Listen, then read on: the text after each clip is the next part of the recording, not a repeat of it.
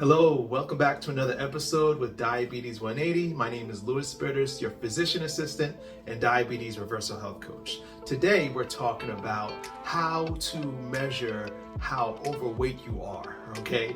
And more importantly, how to lose that weight fast. So, are you fat?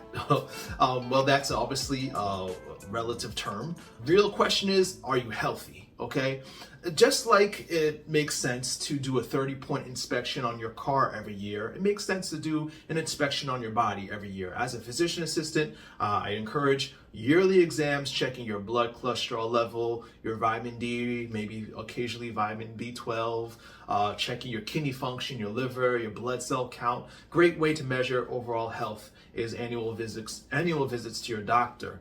But I want to give you a 2-point exam that you can do right here in your house, right at home, to measure how healthy you are. And that is the waist to height circumference, okay? To know how overweight you are when it comes to physical health, all you got to do is measure your waist and your height. And the waist and height, using a measuring tape, those two numbers should be a circumference, or I should say a ratio of no greater than 0.5, okay? Any higher than 0.5, you run into problems.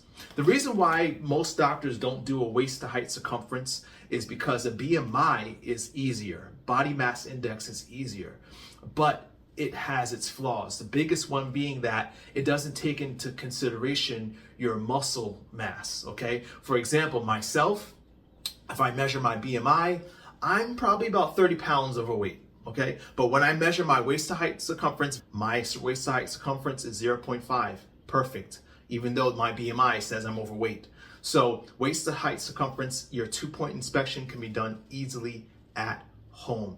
And it's just to highlight how important it is to have a good waist to height circumference. Studies have shown the further you are from a perfect waist circumference of 0.5, you are actually decreasing your lifespan. That's because the higher your waist to height circumference, the more likely you have that visceral fat, the dangerous fat that's hidden within your internal organs and around your internal organs, especially in the abdominal area. So best question to answer is, if you are above that 0.5, what do you do to lose that weight?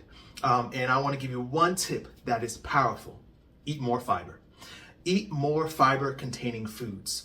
Make sure at the very least, every time you sit down to eat your meal, at least 80% of your meal is fiber rich. What does fiber come from? Fiber comes from plants, whole grains, legumes, fruits and vegetables, of course, nuts and seeds. As long as you're making sure the vast majority of your food is coming from fiber, you can think of it like Ozempic or those popular weight loss drugs. Fiber works the same way to help promote weight loss by slowing down your absorption of food, sending signals to your brain telling you that you're satisfied to stop eating. It's the ultimate weight loss pill with no side effects, fiber. So increase your consumption of fiber every day. And it's easily done because just have to ask yourself, is this plant-based, okay? If you want to do that, we have access to 290 recipes that are all whole food plant-based, curated for you, right, to lose weight. If you haven't gotten access to these recipes, check out the links in the bio section for a free copy, a free download, and we'll send it right to your email. And you can get started on your weight loss journey. All right, so let us know in the comment section if you knew about the difference between BMI and waist to height circumference. If you have any questions, of course, let me know so I can answer them. And as always, beloved, I pray above all things that you may prosper and be in good health, even as your soul prospers. See you next week.